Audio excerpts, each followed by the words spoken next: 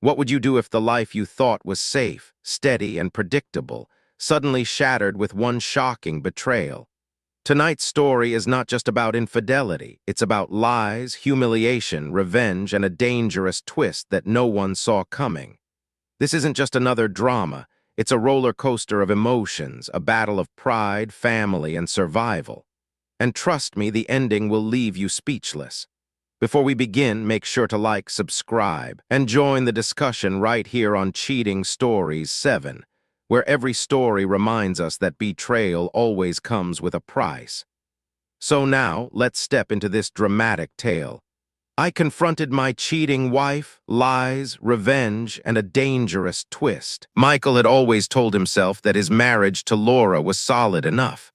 Not passionate, not fiery, but steady. For 18 years, they had lived in a quiet rhythm that looked, at least to outsiders, like success. He worked in the claims department of a large auto insurance company, a job that demanded patience more than imagination. Laura, meanwhile, ran the household with flawless efficiency, clothes pressed, floors shining, dinners plated with care. Their 3 children seemed to thrive in that order. Taylor, the ambitious eldest, Brandon, restless and preparing for the Marines, and Sadie, the dreamer of the family. Neighbors often admired them, calling theirs the perfect suburban family. The lawn was trimmed, the bills were paid, the children polite. Michael would nod along when coworkers envied him, when relatives congratulated him for doing it right. But behind closed doors, silence hung heavy in the air, clinging like dust on untouched furniture. He and Laura rarely fought, but they rarely touched either. Their conversations drifted around grocery lists, car payments, and school schedules. Passion, if it had ever existed, had long since evaporated. Michael told himself that stability was enough. A marriage, he reasoned, didn't require sparks every day. It only needed reliability, like an insurance policy that promised coverage in the event of disaster. He mistook the absence of conflict for the presence of love. He mistook Laura's diligence for devotion. But the truth was harsher. She was moving through her days like a woman trapped in repetition. Dutiful, practiced, but distant. At night, after the children had gone to bed, Michael often sat in the dim light of the kitchen. His eyes would wander to the fruit bowl Laura kept immaculate. Oranges stacked neatly, bananas just beginning to spot, and always one apple polished to a perfect shine. He told himself he should eat it, take one small bite of sweetness from the life he had built. Yet day after day, the apple remained untouched, a quiet symbol of promises he never claimed. He was counting down the years to retirement, 3 more until the pension. He dreamed less of love or intimacy and more of security. The mortgage paid off, quiet evenings without deadlines, the comfort of survival. Romance wasn't on his horizon, only endurance. But late one evening, as he stared at that gleaming apple under the kitchen light, a single question cut through his thoughts. Is this all my life will ever be? The silence of the house gave him no answer. What he could not know was that the silence itself was already cracking. The fragile balance he had mistaken for stability would not be undone by time, but by betrayal sharp enough to cut through every illusion he had built. The annual company gala was supposed to be harmless, just another polished evening filled with fake smiles and watered-down cocktails. For Michael, it was always an obligation, never a pleasure. He hated the stiff suits, the forced laughter, the music that never quite reached anyone's soul. He sat at a corner table with the other reluctant husbands, nursing a glass of bourbon while pretending to follow a dull conversation about golf scores. The ballroom lights shimmered overhead, but to him it felt like being trapped in a room built only for pretense. Laura, however, seemed reborn in this setting. She moved through the crowd with effortless grace, her sequin dress catching the light at every turn. Her hair, styled more carefully than usual, framed her face in a way Michael almost didn't recognize, and for the first time in years he noticed that other men were noticing her too. She laughed, a sound Michael hadn't heard in over a decade. It wasn't the practiced laugh she gave at home over sitcom reruns or polite conversations. This laugh was freer, lighter, filled with an energy that bordered on flirtation. And the man who drew it out most was Derek Franklin. Derek was everything Michael despised in a co-worker. Charismatic but shallow. A man who built his reputation not on competence but on charm. Everyone knew about his habit of chasing women, yet they excused it because of his easy smile and the way he made people feel noticed. Michael watched as Derek spun Laura across the dance floor, his hands lingering a little too long on her waist. Once could be overlooked, twice felt intentional. By the fourth song, Michael stopped counting. He told himself it didn't matter. After all, he and Laura had never been the romantic type. Their marriage was built on predictability, not passion. She was allowed to dance. He was allowed to ignore it. Still, unease gnawed at him. Each laugh she gave Derek felt like a withdrawal from a bank account he had never checked before, his dignity draining while he sat silently at the edge of the room. The unease followed him into the next morning. At the office, conversations paused when he walked past. Coffee cups hovered midair, whispers slipped into silence. He could feel the stares, the smirks that came just a fraction too late, as if his co-workers were sharing a joke at his expense. And then there was Derek. He strutted down the hallway with a grin sharp enough to slice. Every time their eyes met, Derek didn't just smile, he smirked. It wasn't the smirk of a man who had won, but the smirk of a man who owned something sacred, something that had once belonged to Michael. Michael clenched his jaw and forced himself back into routine, burying his shame under piles of paperwork and the safe monotony of claims and policies. But the laughter lingered. It followed him through the corridors, a cruel chorus he couldn't shut out. What had begun as suspicion was curdling into humiliation. The kind of humiliation that spreads faster than truth. And soon, it would evolve into something far more brutal, evidence that could not be denied. The whispers had already begun to poison Michael's days, but it was Robbie, his most trusted colleague, who finally forced them into sharp focus. Robbie wasn't the kind of man to spread gossip. He spoke plainly, carefully, almost as if he hated every word he had to say. They were in the copy room, the low hum of machines filling the silence. Robbie's eyes darted to the door before he leaned closer. His voice dropped into a whisper. "You need to know what Derek's been saying." Michael braced himself, though nothing could have prepared him for the blow that followed. Derek wasn't just hinting at an affair, he was bragging, loudly, shamelessly. He told anyone who would listen that Laura had slept with him during the gala, and worse, he had proof. Robbie's voice fell even lower, heavy with disgust. He showed them a pair of panties, silver silk, said they were hers. For a moment, Michael wanted to laugh, a broken chuckle rising from his throat as if denial could shield him. But Robbie's expression remained unflinching, grim, almost pitying. "They passed them around, Michael, joked about it, laughed. I didn't want to believe it, but I saw them with my own eyes." The humiliation struck like a physical punch. Michael knew those panties. He had bought them himself, wrapped carefully in tissue and a red box for Valentine's Day. He remembered Laura's blush that night, the shy confidence in her eyes when she wore them. Now those same silk garments had been reduced to a punchline, passed around in the hands of his co-workers. Explanations raced through his mind, desperate and fragile. Maybe Derek had stolen them. Maybe it was a cruel trick. Maybe Robbie had misunderstood. But the details, the silver silk, the timing, the way Laura had slipped away during the gala, were too precise to ignore. Denial, his last fragile refuge, collapsed. Shame pressed down on his chest, suffocating and unrelenting. This wasn't just betrayal, it was spectacle. A private wound in his marriage had been dragged into the open, turned into entertainment for others. Every smirk in the hallway, every whisper by the vending machine now made sense. They weren't imagining, they were remembering. They had seen what Derek had flaunted.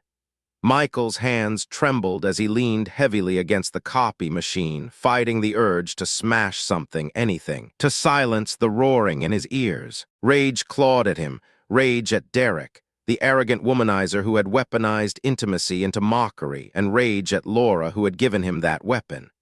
How could she hand over something so private, so intimate, and let it become ammunition against her own husband? For 18 years, Michael had endured the silence, the absence of passion, the lie of stability. But in one moment, that fragile lie had turned into open ridicule. His dignity as a husband and as a man had been ripped away and displayed for the world to sneer at. Robbie placed a hand on his shoulder, his voice heavy with sympathy.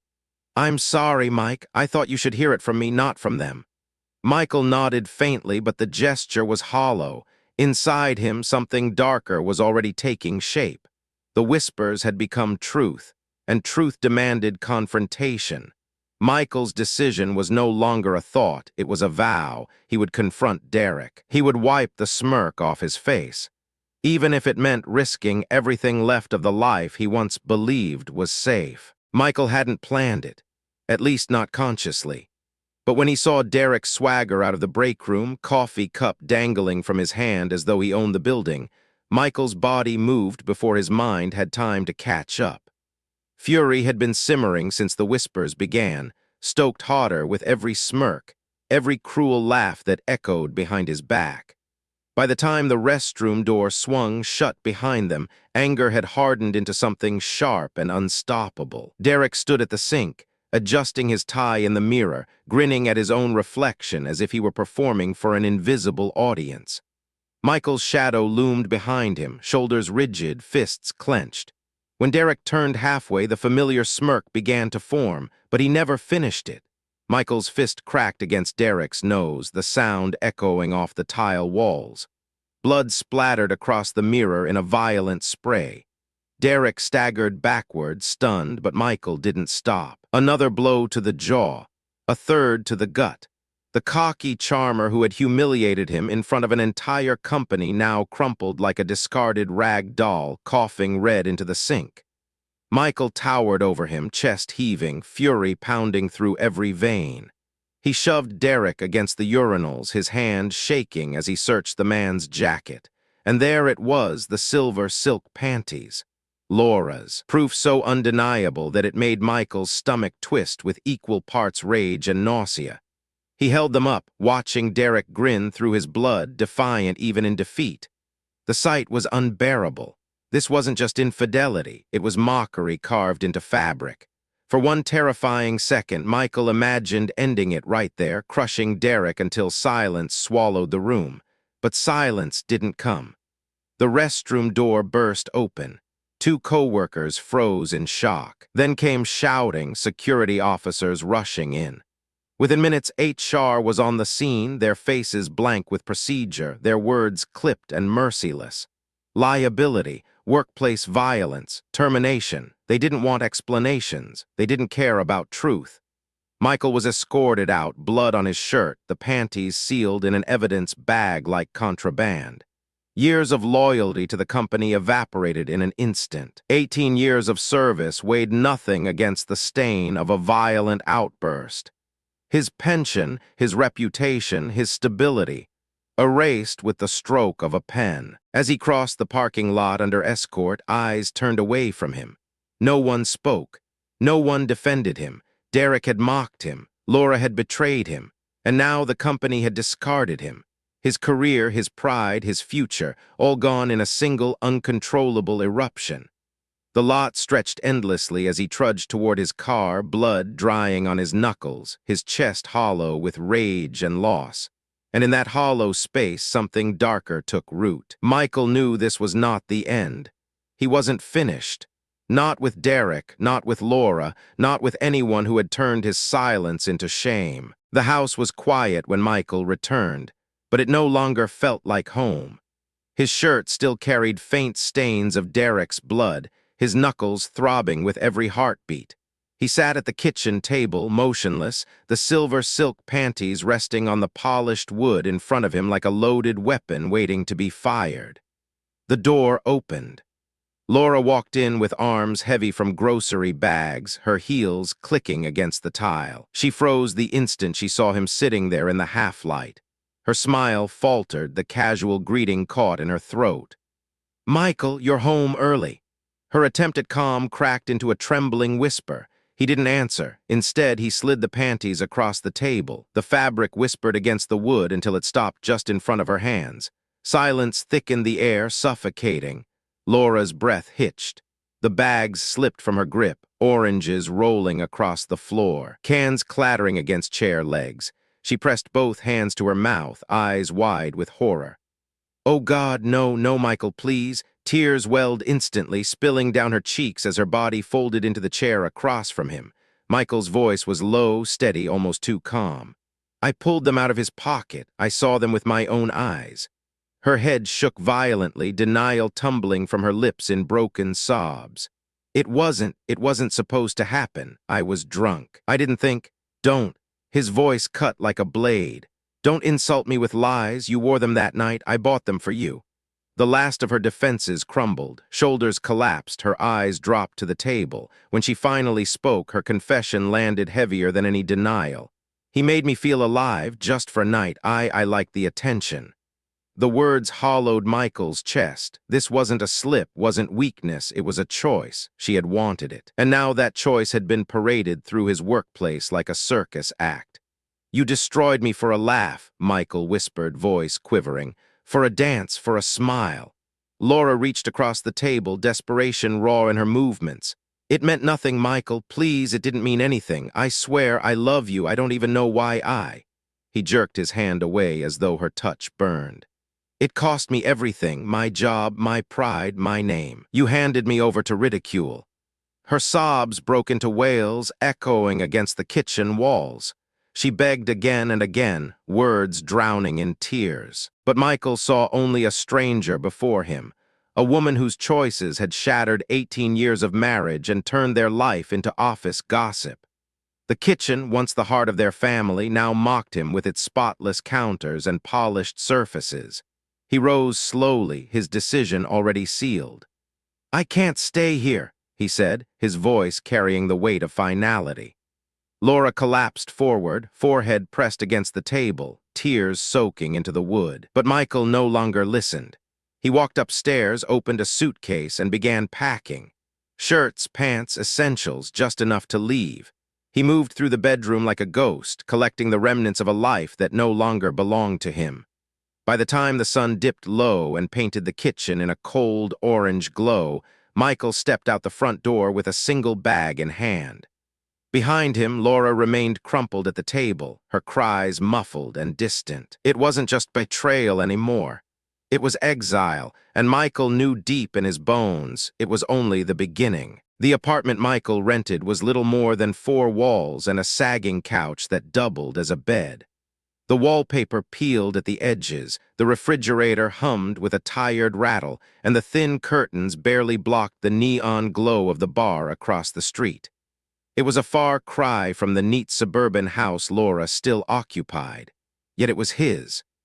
For the first time in 18 years, he lived alone, surrounded not by peace, but by silence that punished him with every breath. Work came in fragments, construction sites, landscaping crews, odd jobs that left his hands raw and his back aching.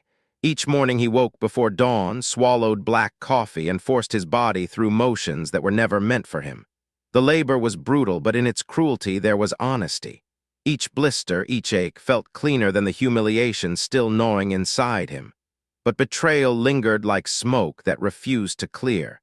It clung to his skin, followed him into every crowded street and every dimly lit bar. He heard it in the laughter of strangers, saw it in the pitying eyes of neighbors who knew too much. Even in exile, the shadow of Laura's confession and Derek's mockery weighed on him. And then came the day when exile turned violent.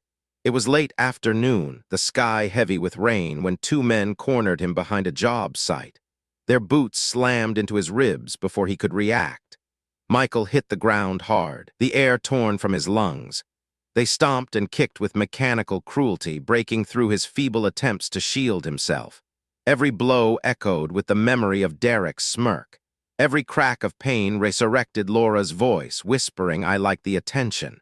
When it was over, Michael lay gasping in the dirt, his ribs screaming with each shallow breath. The men walked away without a word, leaving him folded and broken.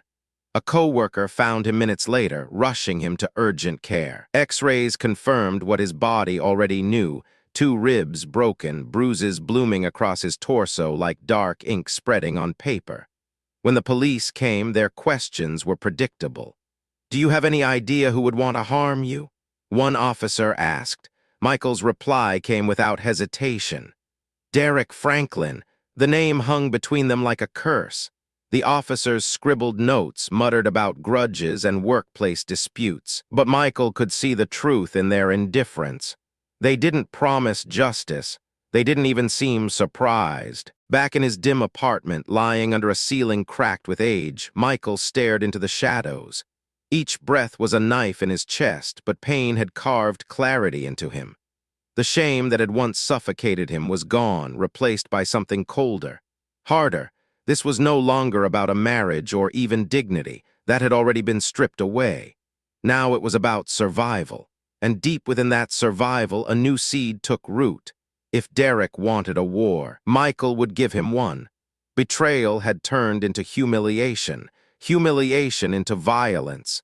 And now violence demanded only one answer: revenge. Back at the suburban house Michael had abandoned, everything looked the same on the surface. The walls still gleamed, the furniture still aligned neatly, the counters still spotless.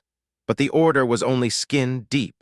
Inside, Laura was unraveling. Without Michael's steady presence, her carefully built routines collapsed.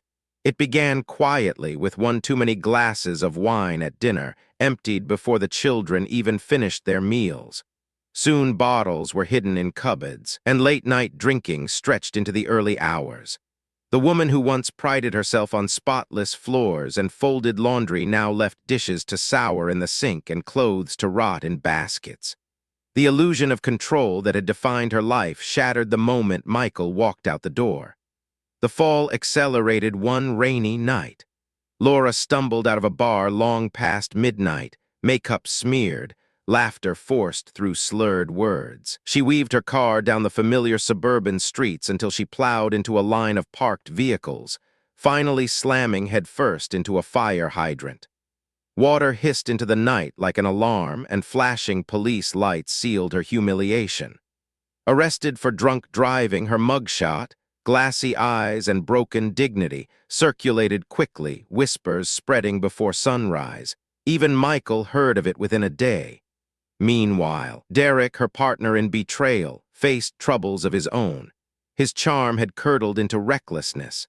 He was arrested on charges of assault, drunk, and disorderly conduct, with rumors of drug involvement clouding his name. The man who had once strutted across the dance floor with arrogance now found himself caged. But even behind bars, his shadow loomed, stretching into Michael's life like a curse that refused to lift. It was Taylor, the eldest daughter, who finally broke the silence at home. She called Michael in secret, her voice trembling as she described what was happening. "She drinks every night, Dad. Brandon doesn't talk to her anymore. Sadie cries herself to sleep. It's like she's gone." Taylor had always been the responsible one, the anchor of her siblings. Now even she sounded fragile, burdened by a weight too heavy for her young shoulders. Michael gripped the phone tightly, torn between fury and sorrow. He had walked away with nothing but a suitcase, yet somehow Laura was the one unraveling into ruin. To her sister Clara, Laura painted a different picture, half-truths and denials. She cast herself as the victim, whispering lies about a bitter husband who had snapped, a violent man who had abandoned his family. But the children knew better. They had seen Michael's broken knuckles, his haunted silence, and now they were living inside the wreckage Laura refused to acknowledge.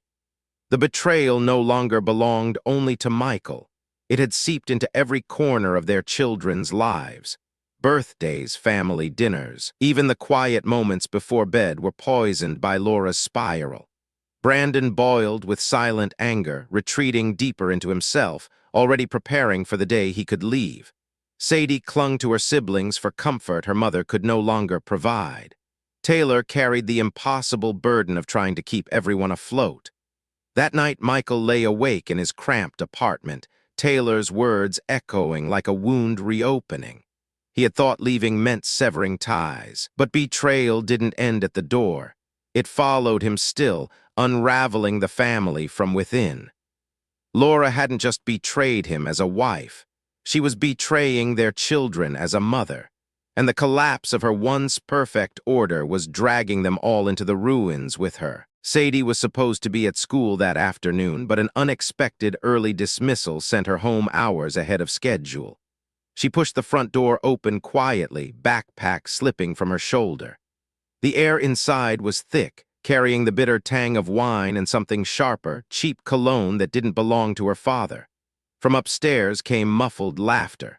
Then a sound that made her stomach twist, the rhythm of a bed frame striking the wall. At first, she thought her mother was on the phone, but the noise, raw and unmistakable, told her otherwise. Step by step, she climbed the staircase, dread dragging her forward even as every muscle begged her to turn back. The bedroom door was ajar. Through the narrow gap, she saw what no daughter should ever see. Laura, her mother, entwined with a man Sadie recognized instantly. He wasn't a stranger.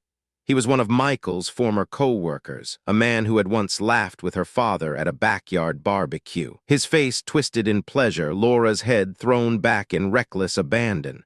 Sadie froze, her breath caught in her throat, tears stinging her eyes. For a heartbeat, she couldn't move, her body paralyzed by shock. Then disgust surged through her like fire. She clapped a hand over her mouth to smother the sob rising in her chest, then fled. Down the stairs, out the door, into the street. Her legs carried her farther and farther until the house, the place that was supposed to be safe, shrank behind her like a nightmare she couldn't wake from. That evening, when her siblings gathered, Sadie broke. The words tumbled out between gasps of tears, each syllable cutting like glass. Taylor wrapped her arms around her, trying to shield her even as her own heart shattered. Brandon's reaction was different. His fury erupted like a storm. He stormed out, slamming doors, swearing never to speak to Laura again. For him, the line had been crossed too far to ever return. Taylor, choking back her own grief, picked up the phone and called Michael. Her voice trembled as she told him what Sadie had witnessed. On the other end, Michael closed his eyes, devastation and grim vindication flooding through him. Laura's betrayal had already destroyed their marriage. Now it had poisoned her role as a mother. When Michael arrived that night, the children clung to him, their voices overlapping, desperate to be heard. They recounted Laura's decline, the drinking, the strangers, the chaos. Laura tried to defend herself, her excuses collapsing into fragments.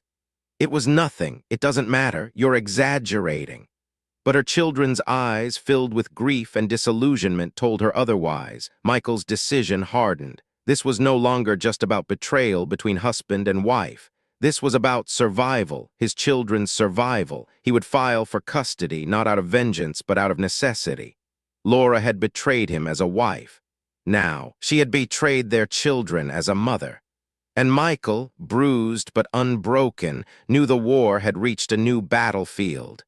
He would not let her spiral drag his children down with her. The courthouse smelled faintly of old paper and polished wood, a place where lives unraveled in silence. Michael had walked its halls before, but this time the stakes were heavier. It wasn't just the custody filing that drew him there. Derek, too, was now entangled in the justice system, awaiting trial for his spiral of violence. Michael expected bureaucracy, lawyers in gray suits shuffling files, clerks calling out names, hearings that blurred into procedure. What he didn't expect was Elizabeth Vargas. She was standing in the hallway, her posture sharp, her presence impossible to ignore. Michael knew her face before his mind found the name, an old classmate, someone he had not seen since high school. Back then, Elizabeth had been the kind of girl teachers admired and classmates envied, fearless, ambitious, carrying determination like armor. Time had only sharpened those qualities.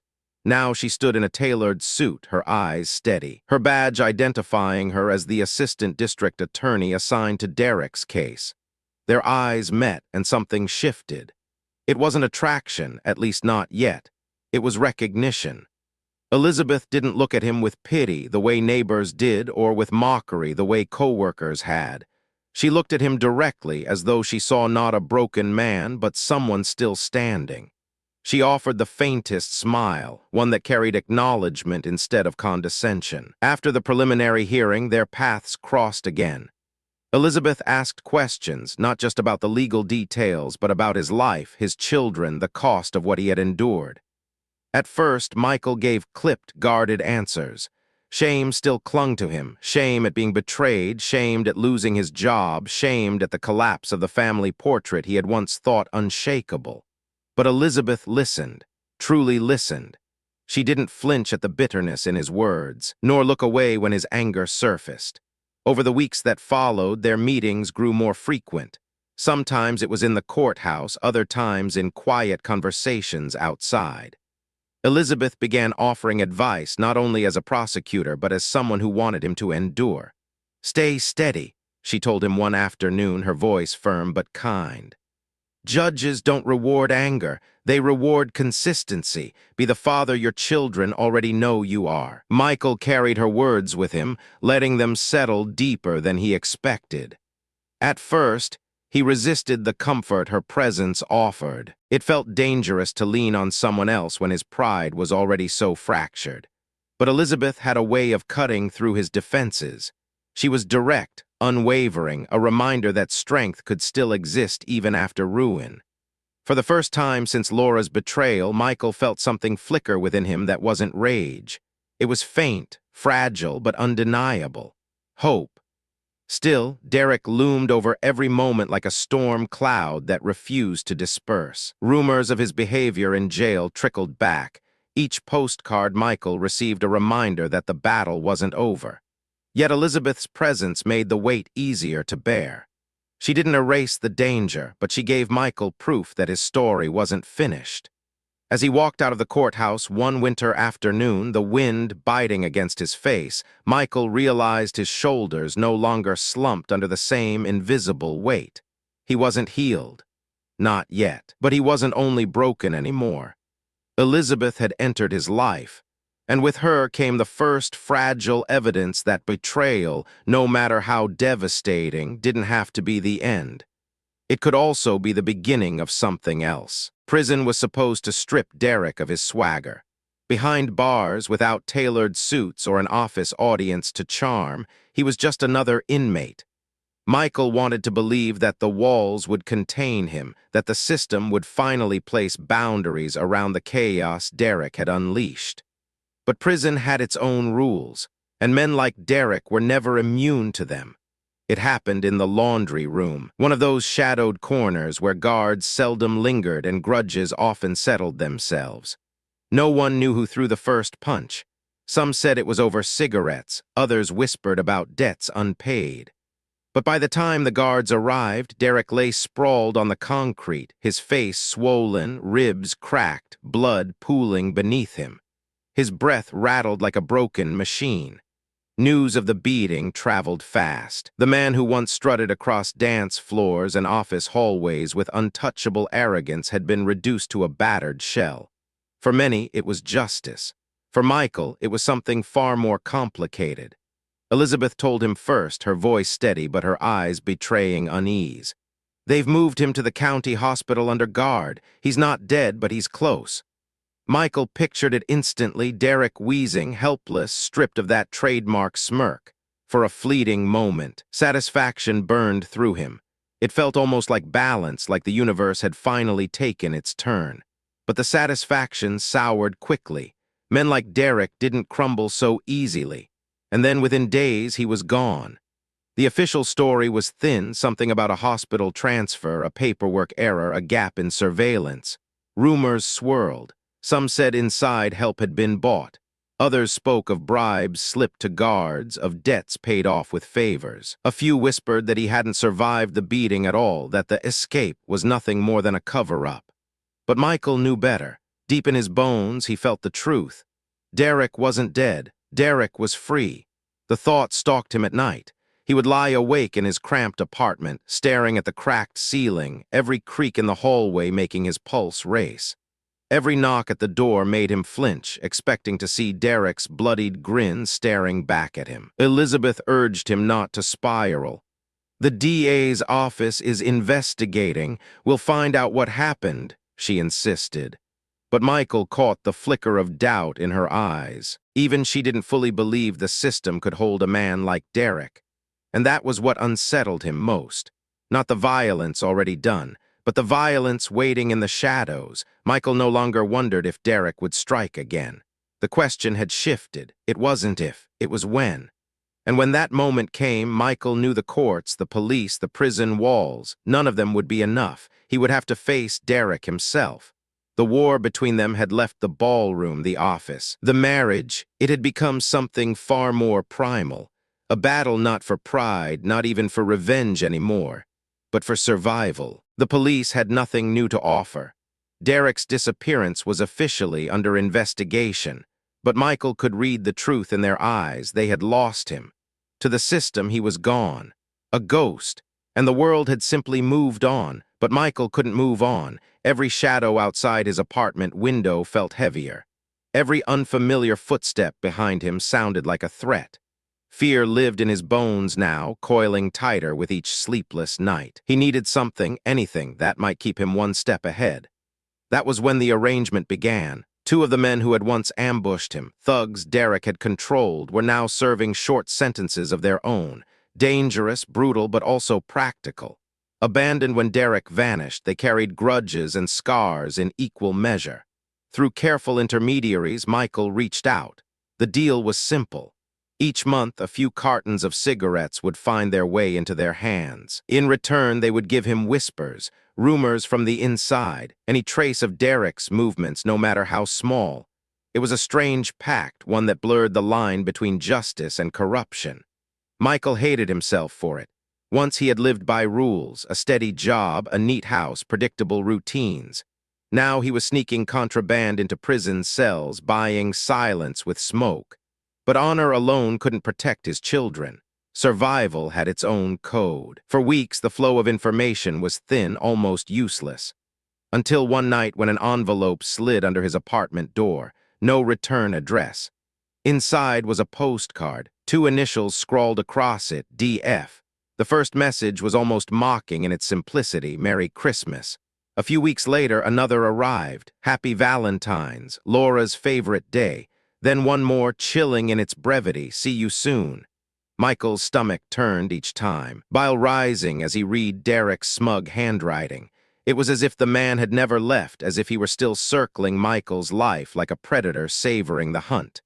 He began keeping the postcards in a drawer. He couldn't throw them away, but he couldn't look at them for long either. They were proof Derek was alive, proof he was still watching, still taunting. Elizabeth warned him not to obsess. Don't let him live rent-free in your mind, she told him, her voice steady, but she didn't see what Michael saw. These weren't empty threats, they were markers. Breadcrumbs in a twisted game only Derek understood. One evening, Michael sat alone at the kitchen table of his cramped apartment. The latest postcard trembled in his hand, its message just 3 words, See you soon. Around him the room felt smaller, the paint peeling, the light bulb flickering overhead. And in that suffocating silence, the truth carved itself deep into his heart. Derek hadn't just stolen his wife. He hadn't just destroyed his career. He had taken his peace. The war wasn't over. It was only evolving. Despite the shadows that stalked him, Michael forced himself to rebuild. He couldn't let paranoia consume him forever. His children needed more than a broken father. They needed stability, something solid to stand on. He found work at a small independent insurance office. The desk was smaller, the pay modest, but the hours were steady, and his new boss, a wiry man with gray hair and kind eyes, asked no questions about Michael's past. That silence was a gift. For the first time since the gala, Michael felt useful again. Not proud, not triumphant, but functional. And in this fragile stage of his life, functionality was enough. The children moved in soon after. Taylor, ever the responsible eldest, slipped into the role of helper, managing chores with quiet efficiency. Brandon carried his anger like a shield, pounding it into late-night push-ups and endless runs as he prepared for the Marines. Sadie, still haunted by what she had seen in Laura's bedroom, often crept into Michael's room at night whispering, "Can you leave the light on, Dad?" And he always did, every single time. Their home was small, their meals often simple, pizza boxes stacked where Laura's plated dinners used to sit, movies watched on a sagging couch instead of evenings around a polished table. But laughter began to return, tentative at first, then freer. It wasn't perfect, but it was theirs. Elizabeth, too, became part of that fragile piece. She stopped by with files for Michael's custody case, sometimes with meals, sometimes just stories from her long days at court. She carried a sharp wit balanced by a surprising warmth, and slowly her presence dulled the harsh edges of Michael's bitterness. She wasn't a replacement for what he had lost. She was something else, steady, honest, real. And yet, even as he rebuilt, doubt never loosened its grip. At night, when the house grew still, Michael would find himself staring at the door, pulse racing at every knock. An unfamiliar car idling outside made his chest tighten. Sometimes he would catch himself frozen at the window, blinds pulled back just enough to scan the street, waiting for Derek's grin to emerge from the darkness. The postcards still came. Some carried mocking cheer, happy Easter. Others dripped with menace, don't get too comfortable. Michael tucked them into a drawer he never opened, but their presence infected the room like mold spreading unseen. Laura, meanwhile, had faded into obscurity. Taylor sometimes mentioned seeing her drift in and out of Clara's house, sometimes sober, sometimes begging for money, sometimes vanishing for weeks. She no longer fought for custody. She no longer fought for anything. In another life, Michael might have pitied her, but now she was nothing more than a ghost haunting the edges of their story. Still, Derek was no ghost. He was alive somewhere, watching. Michael felt it with every breath. Some nights, when Elizabeth sat across from him at the dinner table and the children's laughter echoed down the hallway, Michael would wonder, is this a glimpse of the life I can finally have? Or just borrowed time before the storm returns? At first, the postcards had carried a mocking cheer. Holiday greetings scrawled with two cruel initials. Merry Christmas, Happy Valentines. They felt like taunts from a distance, the voice of a man who wanted to remind Michael he still existed. But over time, the messages grew darker, shorter, sharper. One card arrived with only 3 words, "See you soon." Another came weeks later, its ink pressed harder into the paper, as if Derek wanted his presence to bleed through. "I have a gift." No signature was needed. The handwriting was enough to freeze Michael's blood. He kept each card locked away in the same drawer, a drawer that had become a mausoleum of dread. Sometimes he would linger over them, staring at the familiar letters, wondering if the next one would be the last warning before Derek appeared in flesh and blood. The fear began to seep into his children's lives. Taylor noticed the tension in his face and once asked softly, "Dad, what's wrong?" Michael forced a smile, lying gently to protect her, but unease spread anyway. Brandon grew more restless, his anger simmering closer to the surface.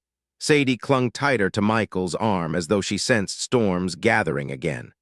Elizabeth, however, saw through the facade. When Michael finally showed her the postcards, her lips tightened into a hard line. "We're doubling security," she said firmly. And she did. She arranged for extra patrols near the house, asked friends in law enforcement to keep watch, and insisted the children were never alone after dark. Her voice carried conviction, but her eyes flickered with something Michael recognized, doubt. Even she couldn't promise safety from a man like Derek. Michael tried to mask his paranoia. He laughed when Elizabeth teased him.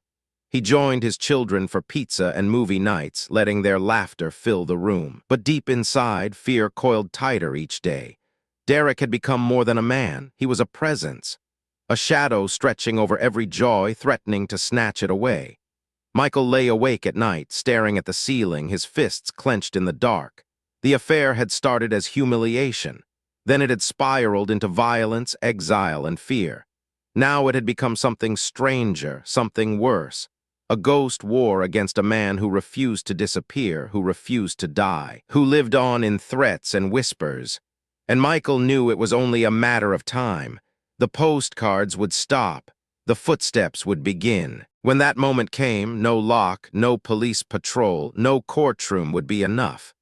It would be him and Derek, face to face, in a reckoning that could only end one way. It was 2 days before Christmas when the envelope arrived. At first, Michael almost dismissed it, just another plain white envelope buried between bills and glossy holiday flyers.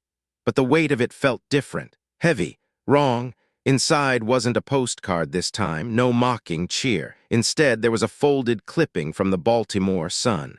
The headline struck him like a blow: body found in burned-out car identified as Derek Franklin. Michael read the article once, then again and again. His eyes traced the grim details: an abandoned brickyard, a car reduced to twisted metal, the body inside so badly charred that identification was tentative at best, based on fragments of dental records, circumstantial evidence, speculation about drugs and debts. The words blurred as his pulse thundered in his ears. But it wasn't the article alone that froze him. Tucked beside it was a card, plain, unmarked. Just a single line scrawled in sharp black ink: "Thanks for the cigarettes." Michael sat heavily at the kitchen table, the clipping trembling in his hand. Relief hit first, sudden and overwhelming, like a wave knocking him breathless. Could it be true? Was Derek really gone? Could this nightmare finally be ending? But suspicion rose just as quickly. Nothing about Derek had ever been simple. The article was vague, the evidence uncertain. For all Michael knew, this could be another game, another cruel trick to make him drop his guard. Even dead, Derek seemed capable of reaching from the grave, twisting peace into torment. He folded the clipping carefully, slid it back into the envelope, his hands still shaking. The mocking gratitude on that card gnawed at him. If Derek truly was dead, then even in death he had left one final scar, forcing Michael to live with doubt, to wonder forever whether closure was real or just another illusion. That night, snow drifted softly outside, blanketing the streets in fragile white. Inside the small home, his children gathered around a modest tree they had decorated with Elizabeth. The lights glowed warmly, gifts piled beneath, laughter echoing through the room. For the first time in years, Michael almost felt safe. Almost, but his body wouldn't unclench. Every knock at the door still made his pulse quicken. Every creak in the house still whispered of shadows. Even in supposed death, or in the illusion of it, Derek held power. And Michael realized with chilling certainty that betrayal had no clean ending. It left stains, it cast shadows, and some of those shadows stretched far beyond the grave. Years slipped by, carrying Michael further from the chaos, yet never fully erasing it. Time did not heal in neat, clean lines. It carved scars, jagged and uneven, reminders etched into him of how close he had come to losing everything. But as he stood years later, watching his children step into their own futures, he realized betrayal had not destroyed him. It had, in its cruel way, remade him. Betrayal had taken his career, the steady job he once believed would carry him into retirement. It had fractured his family, forcing his children to grow up too quickly in the ruins of their parents' war. It had scarred his peace, leaving him to flinch at shadows long after Derek's fate was supposedly sealed in fire and smoke. But it had also forced him to rebuild from nothing. And from nothing, Michael discovered one could construct something stronger. Elizabeth remained at his side. What began as cautious companionship grew into a partnership rooted in truth. She never pitied him, never demanded perfection. She simply stood steady, a woman who believed in honesty even when the past was ugly. With her, Michael found not the illusion of stability he had once clung to, but the solidity of something real. His children thrived. Taylor pursued her studies with relentless determination. Brandon carried his discipline into the Marines, his anger forged into focus. Sadie, though forever marked by what she had witnessed, grew into a young woman with fierce clarity about love and loyalty. Together, they formed a bond far stronger than the fragile family portrait Laura had once tried to maintain. Laura herself faded into the margins of their lives. Occasionally, she sent letters, apologies scrawled across cheap stationery, words sagging under the weight of regret. Michael never answered. The children sometimes read them, sometimes tore them apart. Laura had chosen her path, and the consequences had chosen her. Michael no longer carried the shame that once bent his shoulders. Instead, he carried the lesson that betrayal, no matter how brutal, can be the crucible of resilience. He had been broken, yes, humiliated, stripped of pride and nearly consumed by vengeance. But in the rebuilding, he discovered something he might never have found otherwise: strength, clarity, and a love for his children that no betrayal could destroy. One winter evening, he stood at the window of his modest home, watching snow drift beneath the streetlight. Behind him, Elizabeth sat in a chair, a book open in her hands. From down the hall, the laughter of his children echoed, warm, alive, defiant against the darkness of the past. The life he lived now was not the one he had once dreamed of. It was better. Betrayal had torn him apart, but from the ruins he had built something stronger than the life that was destroyed. And so that was the story of I Confronted My Cheating Wife, Lies, Revenge, and a Dangerous Twist. A tale where betrayal didn't just destroy, it forced a man to rebuild stronger than ever before. Because in the end, lies collapse, revenge finds its mark, and every choice leaves a lasting scar. But here's the real question. If you were in Michael's shoes, would you fight for revenge, or would you walk away to rebuild? I'd love to hear your thoughts. Share them in the comments below. And if you enjoyed this story, don't forget to like, subscribe, and stay with us here on Cheating Stories 7, where every betrayal has its lesson and every ending carries a twist.